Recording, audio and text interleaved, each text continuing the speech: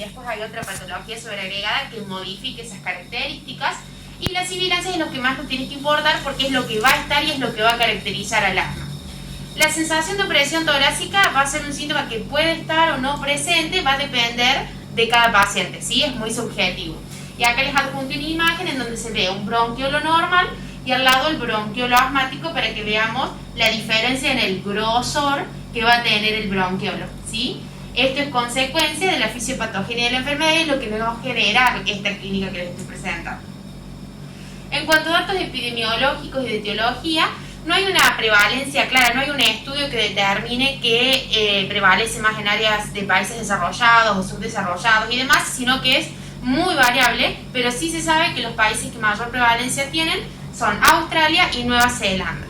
En cuanto a la epidemiología en sexo y edad, se sabe que en la infancia predominan los niños, en los adultos jóvenes predominan las mujeres y en los ancianos ya no difiere por sexo. Y encontré también información que decía que en Australia y Nueva Zelanda no solamente son los países que más diagnóstico de asma tienen, sino que además se presenta más en los niños, o sea que es donde más prevalece. En cuanto a la etiología de las enfermedades, siempre es importante destacar el factor genético y el resto de los factores que pueden llegar a intervenir.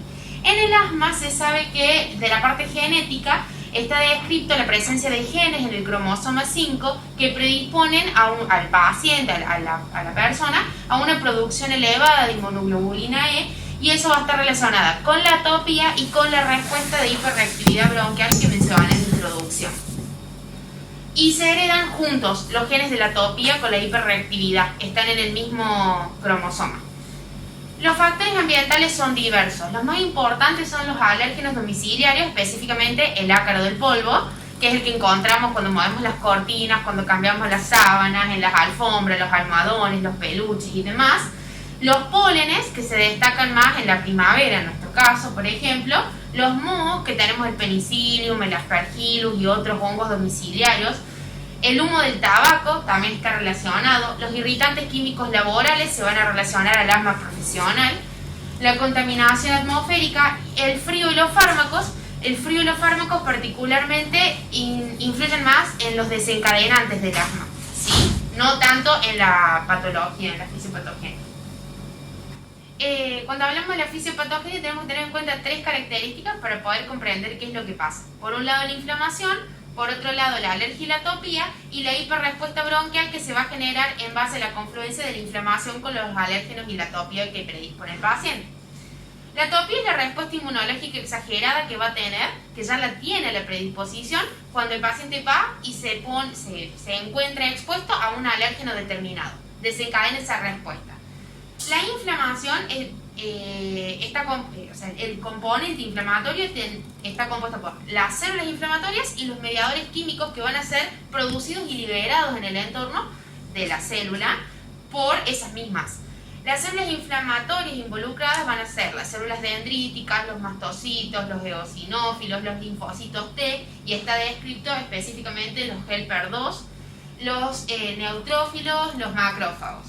Los mediadores químicos que nos tienen que importar son la histamina, los eicosanoides, el factor activador de plaquetas. Los eicosanoides son los que, de acuerdo a la vía que sigan, si siguen los de la COX o de la LOX, que ahora no los vamos a describir, son los que van a influir en la respuesta de la broncoconstricción. Hay muchas prostaglandinas y leucotrienos. Si el eicosanoide sigue la vía de la COX, va a formar prostaglandinas. Si sigue la vía de la LOX, nos va a formar leucotrienos. Y los que están mencionados ahí son los que favorecen la broncoconstricción, porque hay otros que, a diferencia de estos, generan broncodilatación, ¿sí?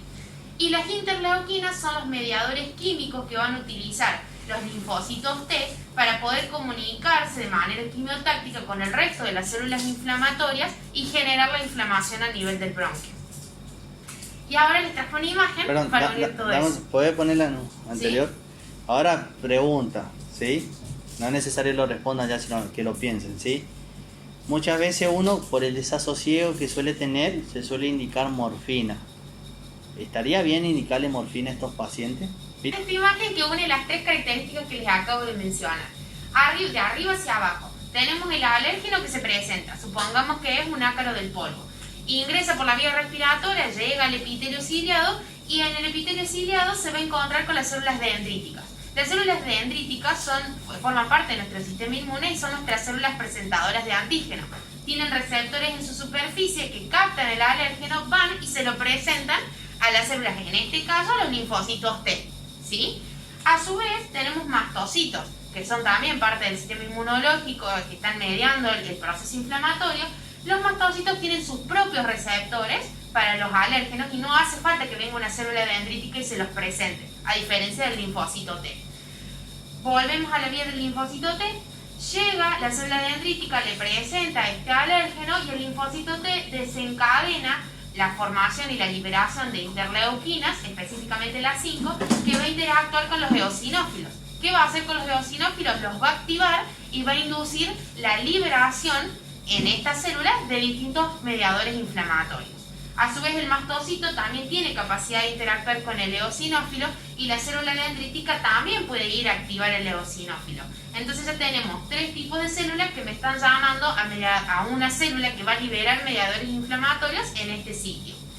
Por otro lado tenemos a los neutrófilos. Hay una descripción del asma neutrofílica, pero que no la vamos a ver ahora. Sí se sabe que se presenta mayor infiltrado de neutrófilos en los pacientes asmáticos y tabaquistas, ¿sí?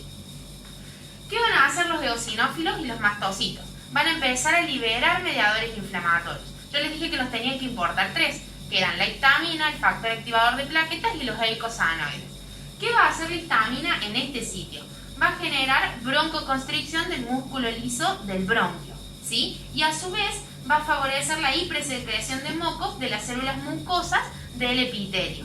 Por otro lado tenemos el factor activador de las plaquetas que favorece la broncoconstricción del músculo liso del bronquio.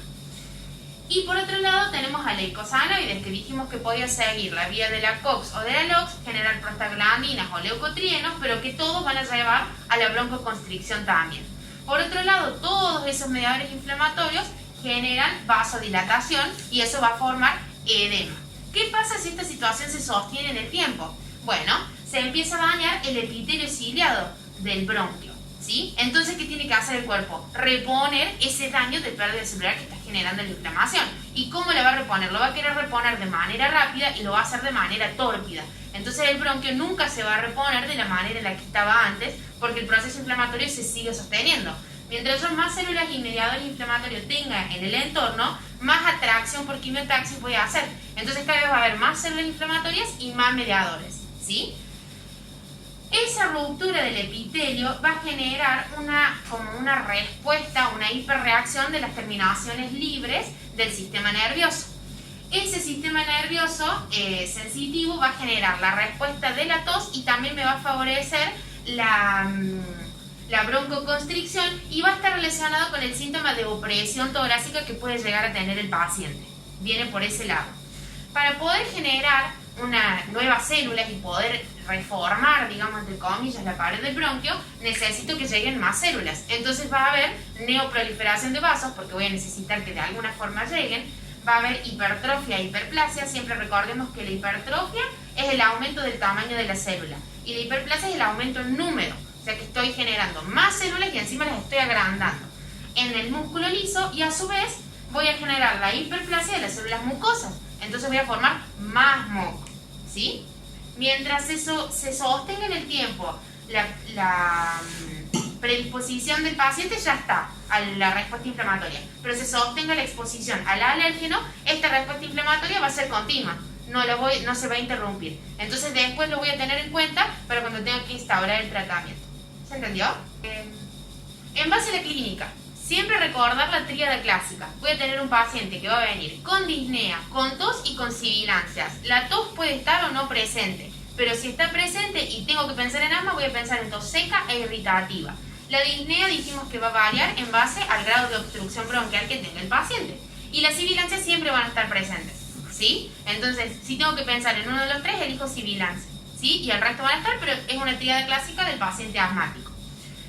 Tenemos distintas maneras de clasificar la clínica del asma en base a si el paciente ya está tratado o si el paciente no está tratado. La primera descripción es del paciente que no tiene un tratamiento para el asma.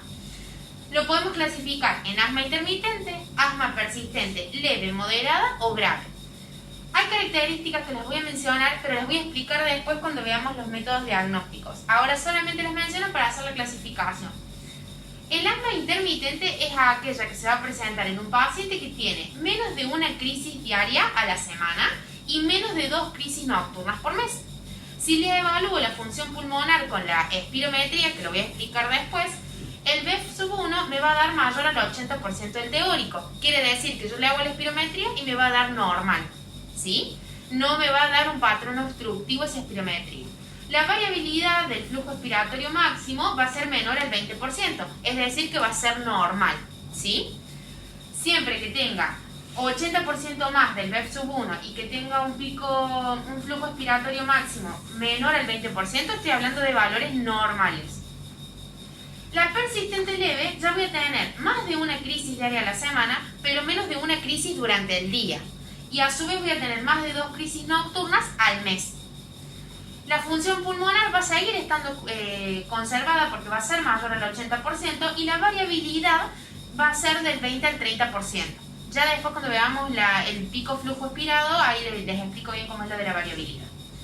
La persistente moderada, ya tengo los síntomas continuos. Ya no se dividen en si es más de una vez al día, si es 2 o 3 veces diurnas durante la semana o demás, o en la noche. Voy a tener una limitación importante de la actividad física y del sueño, pero todavía se va a poder desempeñar el paciente. Y las crisis nocturnas se van a presentar más de una vez por semana, que son las que despiertan al paciente. La función pulmonar, evaluada por espirometría, ya va a estar alterada, entonces me va a dar un valor de entre 60 y 80% del teórico. Y la variabilidad del flujo expiratorio máximo va a ser mayor al 30%, o sea que ya está excediendo los valores normales. Y la persistente grave, voy a tener síntomas continuos con exacerbaciones frecuentes y graves, una limitación importante de la actividad física y el sueño, y este paciente es el que va a venir directo para ingreso hospitalario. No es el que voy a evaluar en la guardia, le voy a hacer los PAP y demás. No, va a ser el paciente que me llegue, lo voy a tener que internar y ahí veo qué tratamiento sigo, ¿sí? Y la función pulmonar obviamente va a estar sumamente alterada, va a ser menos del 60% del teórico y la variabilidad va a ser mayor al 30%. O sea que los dos valores ya me van a decir que ese bronquio está completamente en constricción permanente y que esa remodelación que tiene ya se está haciendo permanente. No es tan reversible como en los otros tipos de asma, ¿sí? Quiere decir que es algo que ya viene evolucionado. Eso me sirve para el paciente que no está tratado. Cuando hablo del paciente tratado, voy a clasificar el asma en controlada, parcialmente controlada y no controlada. ¿Por qué? Porque voy a ver si el tratamiento me sirve o no me sirve. Pero siempre tengo que pensar, ¿el paciente cumple o no cumple el tratamiento? ¿Sí? Antes de ver si me sirve o no me sirve. Evaluar bien si cumple o no lo cumple y si lo cumple, si lo está haciendo correctamente. El asma controlada, de nuevo volvemos a los síntomas diurnos, nocturnos, la limitación a la actividad física y la evaluación de la función pulmonar. Acá lo que voy a tener como para alarma, digamos, o sea, para saber si está controlado o no, es que los síntomas diurnos van a ser menores a 2 por semana, no voy a tener síntomas nocturnos ni limitación a la actividad física, la función pulmonar evaluada por espirometría va a ser normal, no va a haber exacerbaciones, o sea que no va a tener muchos ingresos por guardia este paciente, y la medicación de rescate la va a usar ocasionalmente, menos de 2 veces por semana se usa como categóricamente, pero en realidad lo va a necesitar menos. El asma parcialmente controlada es aquel en el que ya voy a tener síntomas nocturnos, por lo menos más de uno al mes. Voy a tener síntomas diarios más de 2 veces a la semana, diurnos, perdón. Voy a tener alguna limitación en la actividad física. Voy a tener que usar medicación de rescate. Y la función pulmonar, evaluada por espirometría, va a estar alterada. Por ende, voy a tener algún ingreso hospitalario. Voy a tener exacerbaciones en ese paciente. Y en la no controlada, que es la que les van a venir siempre, son los síntomas diurnos continuos, constantemente va a tener problemas nocturnos, no va a poder conciliar el sueño porque lo va a interrumpir en la exacerbación asmática, va a tener actividad física limitada, va a tener que usar medicación de rescate de manera continua y cada vez va a decir, no, ya no me funciona, no me hace efecto. ¿Por qué? Porque ya su bronquio está muy obstruido. La función pulmonar va a estar sumamente alterada, porque va a ser menor al 60% del valor teórico, y las exacerbaciones van a ser más de 2 al año. Entonces, más de 2 al año, perdón. Voy a tener múltiples reingresos por guardia, ¿sí? Siempre acordarse de la agudización del asma, ¿sí? La agudización del asma se puede presentar de de manera subaguda o aguda. La subaguda va a ser la que se va a ir dando en semana. Va a empezar a aumentar los síntomas diurnos, va a empezar a aumentar los síntomas nocturnos, de a poco le va a ir limitando la actividad física, va a ir necesitando cada vez más medicación de rescate hasta que va a llegar un momento en que va a decir tengo que ir a la guardia porque no doy más, ¿sí? Esa es la presentación subaguda. Y la presentación aguda es aquella que se va a dar de manera súbita, va a ser grave y sí o sí va a venir en ambulancia o lo van a traer y van a estar cianótico y lo van a tener que ingresar y probablemente necesite algo invasivo, ¿sí? No importa. La subaguda siempre tener en cuenta que generalmente cuando uno hace la medicación de rescate no apurarse en dar de alta desde la guardia. Muchas veces es preferible internarlo y controlar en 24 a 48 horas. Porque si el proceso bronquial tardó en activarse, tardó en llegar al pico, por eso consultó, también va a tardar en irse. Entonces, después de las 4 a 6 horas que hagamos la medicación de rescate, nebulización, PAF, lo que sea, lo que tengamos, ¿sí? Puede todavía aparecer nuevamente y volver de vuelta en peor condición o no volver y quedarse cansadito en la casa. Y ahí a su vez voy a hacer una mala clasificación del paciente porque lo voy a calificar como más de 2 consultas en el año y en realidad era el mismo episodio, no es que se volvió a repetir en el tiempo. Siempre que haya una agudización del asma, preguntar por ingesta de AINES. Creo que no lo mencioné en los factores ambientales, en la etiología, pero los fármacos son parte, así como el ejercicio físico puede desencadenar la crisis asmática, dentro de los fármacos uno que más predispone es los AINES, ¿sí? Que o casualidad está relacionado con la vía de las prostaglandinas. ¿Qué métodos diagnósticos vamos a utilizar para poder decir, bueno, este paciente tiene asma o no tiene asma? Por un lado, el más importante es la espirometría, que es el que nos sirve para evaluar la función pulmonar y es el que vamos a explicar a continuación. Por otro lado, el pico del flujo expiratorio, que me sirve para evaluar la función pulmonar, y la variabilidad, que es lo que vimos en la clasificación clínica del asma, que hablamos de la variabilidad menor al 20%, mayor al 20%, mayor al 30%. ¿Cómo evalúan esa variabilidad?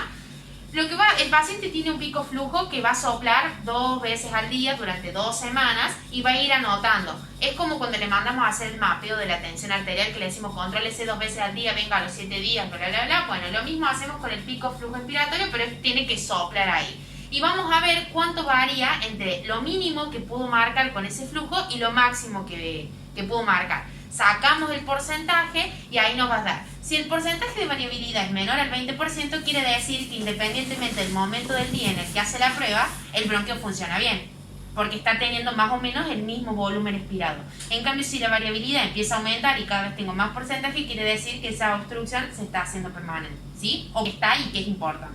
Esos 2 estudios son los que me sirven a mí para evaluar la función pulmonar y son los que me van a servir para clasificar el asma de manera clínica.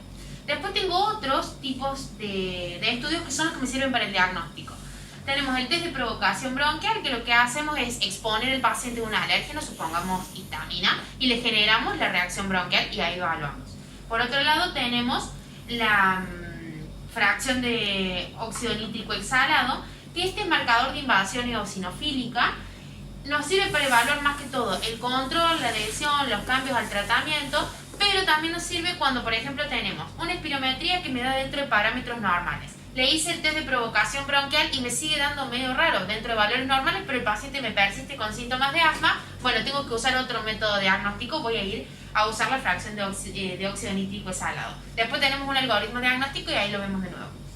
La gasometría arterial en realidad me sirve a mí para las reagudizaciones del asma, para ver cómo está el estado ácido-base del paciente y a su vez la presión de oxígeno que está manejando. La radiografía de tórax me va a servir en una reagudización del asma. La puedo pedir como control cuando me llega por primera vez el paciente asmático, obvio, la tengo que pedir cuando llega por primera vez.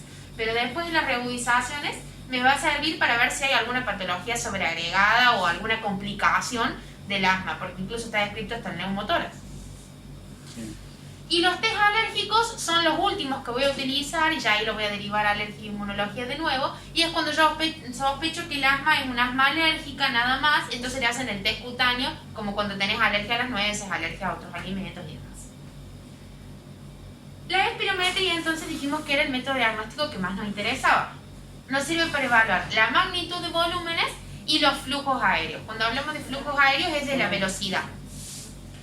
Nos permite conocer la función pulmonar de una persona y así hacer el diagnóstico de si la persona es o no es asmática. También la puedo solicitar previo a una intervención quirúrgica de tórax o abdomen cuando pienso que el paciente tiene una patología importante que me puede llegar a complicar a mí la cirugía. La puedo pedir cuando empieza o de control rutinario en un trabajo para evaluar la salud laboral. Lo puedo utilizar también para evaluar el impacto que tienen otros órganos y sistemas sobre el aparato respiratorio, sobre todo en los pacientes, por ejemplo, cardiópatas y demás, para ver cómo está repercutiendo esa enfermedad sistémica que está teniendo en los pulmones, para que no se me descompense de todos lados. También la utilizo para evaluar la respuesta al tratamiento. Y lo importante es cómo vamos a preparar al paciente, porque le digo, bueno, vaya y haga hacer la espirometría. Le tengo que decir qué tiene que hacer. Lo más importante es que no fume durante la hora previa. En realidad estaría bueno que el paciente asmático directamente no fume. Pero si fuma, que la hora previa no fume porque me va a alterar el valor de la espirometría. Si utiliza inhaladores nos tiene que avisar. ¿Por qué? Porque por lo menos 6 horas antes del estudio los tiene que suspender. No los tiene que utilizar porque me va a variar el resultado de la espirometría. Tiene que evitar ingestas copiosas o el ejercicio intenso porque me va a variar el resultado, pero la ingesta copiosa es más que todo porque si hace mucha fuerza y demás puede llegar a vomitar en el estudio. Por lo menos 30 minutos previo a la prueba, ¿sí? Hay dos tipos de espirometría, tenemos la simple y la forzada. La simple me sirve para evaluar los volúmenes pulmonares estáticos, excepto todo lo que tenga que ver con el volumen de reserva y lo que derive de él. Y la forzada es la que nos interesa a nosotros para hacer diagnóstico de asma, que evalúa los volúmenes dinámicos. ¿Cómo va a realizar la espirometría? Va a llegar el paciente, se va a sentar, va a estar cómodo y demás. Lo importante es que se tape la nariz para que cuando haga la prueba el aire no salga por la nariz. Y le tenemos que decir que acerque la boca a la boquilla, esa boquilla es descartable, o sea que no hay problema, se cambia entre paciente y paciente. Que apriete con los dientes y que cierre bien los labios alrededor de la boquilla para evitar que no haya salidas o que la lengua obstruya la boquilla, ¿sí? Tiene que inspirar profundo de manera lenta y progresiva y después de eso va a hacer una expiración forzada y sostenida por lo menos 6 segundos o hasta que el técnico o el médico que está realizando la espirometría le diga al paciente, bueno, listo, ya está, para de forzar.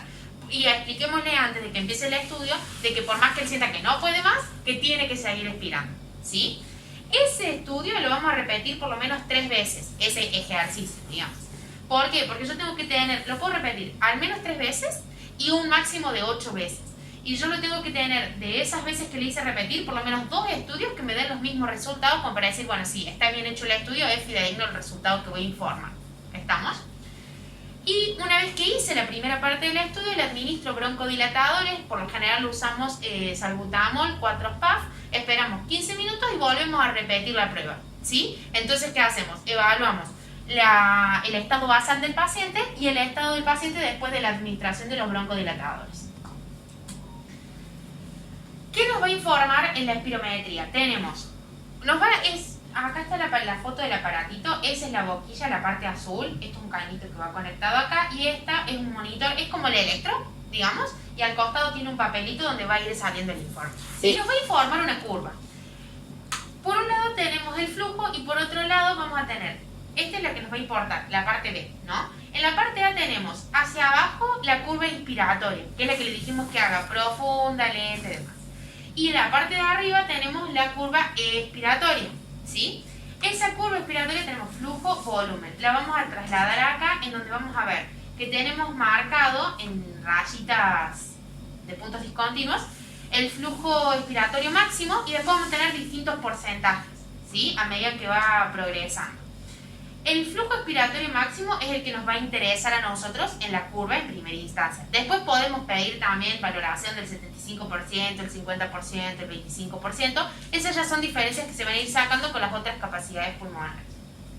Pero ese es el que nos va a interesar a nosotros. Acá tenemos otra curva que nos va a informar el espirómetro, que es el volumen en relación al tiempo. ¿Qué nos tiene que importar acá? El volumen expirado en el primer segundo. Las dos imágenes, tanto la A como la B, son iguales y significan lo mismo. Nada más que tienen patrones de información distintos. Dependiendo del espirómetro, cálculo que debe ser, es cómo sale la imagen. A mí me gusta más la B porque es más fácil de comprender. Fíjense que en el primer segundo tenemos un volumen expiratorio forzado de un 80%. si lo pueden comparar, no sé. Sí, sí, se me O sea, ese es el primer segundo, acá tenemos el pico, acá tengo el 75%, se supone que acá está al 80%. Eso es la variabilidad óptima y es una espirometría normal. Si yo veo esa curva y el parámetro me da eso, yo tengo que decir, bueno, esta espirometría está normal, ¿sí? Independientemente de que después los neumonólogos van a evaluar estos factores más, ¿no? Y acá les traje una imagen para comparar. Esta no nos importa en esta clase, pero bueno, venía todo junto.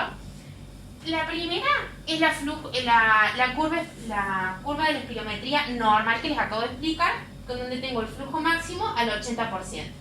En el patrón obstructivo, que vendría a ser el del paciente asmático, vamos a ver que la inspiratoria está levemente disminuida, pero la verdad que no es un cambio significativo. Pero en la expiratoria, que es la que a mí me importa y es la que uso para evaluar la función pulmonar del paciente, voy a ver que comienza a disminuir el valor en relación a una espirometría normal. Por ejemplo, acá debe estar como en un 60%. Y este es del patrón restrictivo, donde vemos que se afecta la inspiratoria y la expiratoria, pero la vamos a evaluar cuando lleguen las patologías restrictivas. ¿Sí? ¿Se entendió un poco de la espirometría? Sí, sí, muy bien, muy claro. ¿Cuándo no le puedo pedir una espirometría al paciente? Cuando he tenido un TEPA o un neumotórax reciente, y califico reciente como las últimas 2 semanas previas. Cuando hay sangrado en la boca, porque no me puedo realizar el estudio.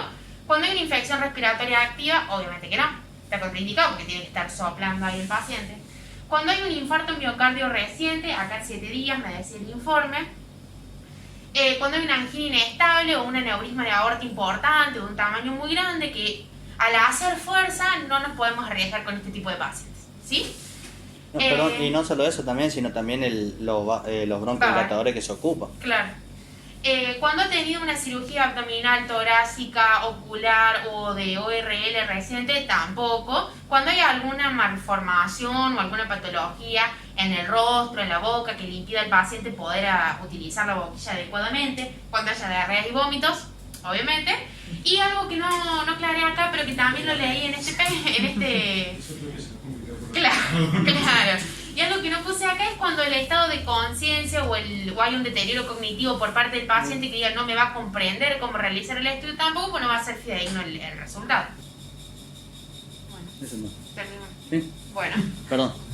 no llega el paciente entonces con síntomas de asma, lo examino, tengo tiempo de lo interno, le hago el tratamiento todo, supongamos que estamos en la guardia de acá, no viene el técnico a hacerle la espirometría, lo dejo internado. Le solicito la espirometría. Esa espirometría me va a venir o en márgenes de referencia o el técnico, el neumonólogo me va a informar, no, mira, tiene un patrón obstructivo. ¿Qué hago? Si tiene un patrón obstructivo más los síntomas asmáticos, hago la espirometría dinámica, forzada, que es la que vimos que se hace primero la prueba basal y después la prueba con los broncodilatadores. Si tengo que hay una variabilidad menor al 200%, al 12% entre una prueba y la otra, o mayor o igual a 200 mililitros, digo, bueno, sí, el paciente es asmático, porque viene con esta función pulmonar y cuando le hago el broncodilatador mejora de manera marcada, ¿sí? Si viene con patrón obstructivo el informe y la respuesta a los broncodilatadores es negativa, tengo que buscar otra respuesta porque el paciente sigue teniendo los síntomas característicos del asma. Entonces ahí paso a la fracción de óxido nítrico expirada. Si ese resultado es mayor a 30 partes por millón, digo sí, tiene asma. Si es menor a 30 partes por millón, tengo que pasar a otro estudio. Lo dejo 14 a 21 días en tratamiento con glucocorticoides por vía oral y vuelvo a repetir el estudio. Si hay normalización del patrón, digo, bueno, si es asma porque revirtió con el tratamiento. Si persiste el patrón obstructivo, ya tengo que reevaluar y pensar en otras cosas, ¿sí? Si la espirometría me informa que el margen de los valores está dentro de los parámetros normales, pero yo sigo insistiendo en que es asma, hago la respuesta a los broncodilatadores. Si la respuesta es positiva, digo asma. Si la respuesta al broncodilatador es negativa, tengo que hacer el pico flujo y ver la variabilidad que tenga en el domicilio, que es lo que le decía yo, del 20% o menor al 20%. Me da una variabilidad mayor al 20% y es asma. Me da una variabilidad menor al 20%, voy a reevaluar, ¿sí? Si voy a solicitar la del pico flujo, tengo que solicitar otra asociada, que puede ser la del óxido nítrico o la prueba de broncoconstricción, o al revés, pedir la óxido nítrico y la broncoconstricción y demás. Puedo ir combinando, pero tengo que pedir 2, no una sola, ¿sí? La del óxido nítrico tiene los mismos valores que recién, menor o mayor a 30 partes por millón. Si es mayor, es positivo, es asma. Si es menor, no es asma, reevalúo. Y la prueba de la broncoconstricción era esa en la que yo le exponía al paciente, por ejemplo, a la histamina y le inducía la broncoconstricción. Si es positiva, es asma. Es negativa, reevalúo. ¿Qué voy a reevaluar? Los diagnósticos diferenciales. Tengo que pensar en EPOC, que es una enfermedad obstructiva, pulmonar obstructiva crónica, que la vamos a ver en la próxima clase y no vamos a hablar más de EPOC por hoy. Tengo que pensar en insuficiencia cardíaca porque puede tener tos nocturna, puede tener disnea porque está empeorando su insuficiencia cardíaca. Tengo que pensar en otras cosas, pero los síntomas se parecen pero tienen diferencias. Tengo que pensar en obstrucción de la vía aérea superior por un tumor, en un edema laringio, en una lesión endobronquial, en un TEPA recurrente, neumonías eosinofílicas, porque acuérdense que la fracción de óxido nítrico expirado indicaba un patrón de inflamación eosinófila importante, entonces también tengo que pensar en otros factores, en otras patologías, en reflujo gastroesofágico y en disnea psicógena. Siempre que... Conclusiones. El asma entonces es una enfermedad de la vía aérea superior inflamatoria reversible. Siempre que tengo un paciente con disnea, tos y sibilancia, pensar en asma, pero también hacer diagnósticos diferenciales, no solamente enfocarme en el asma, y pensar en la fisiopatogenia a la hora de evaluar el tratamiento que le voy a dar al paciente. Y eso lo van a ver mañana. ¿Sí?